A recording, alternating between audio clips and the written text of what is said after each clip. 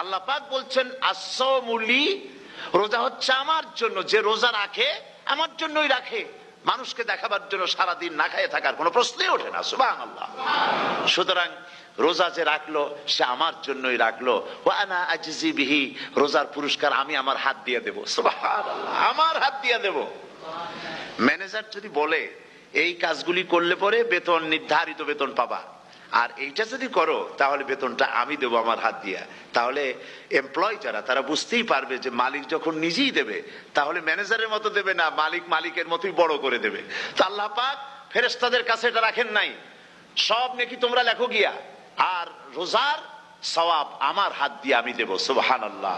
এরপরে আল্লাহ পাক বলছেন, অন্য রিওয়ায়াতে এসেছে রোজা আমার জন্য, আর রোজাদারের পুরস্কার আর কিচ্ছু না, রোজাদারের পুরস্কার আমি আল্লাহ নিজেই পুরস্কার হয়ে যাব। সুবহানাল্লাহ। হাদিস শরীফে এসেছে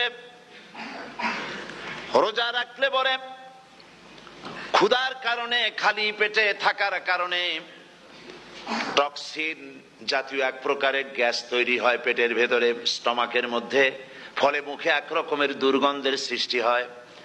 নবীজি বলেছেন রোজাদারের মুখের থেকে যে গন্ধ বের হয় আল্লাহ পাকের কাছে রোজাদারের মুখের গন্ধ মেশক আম্বারের চাইতে বেশি পবিত্র। আপনার মুখের গন্ধটাও আল্লাহর কাছে পবিত্র।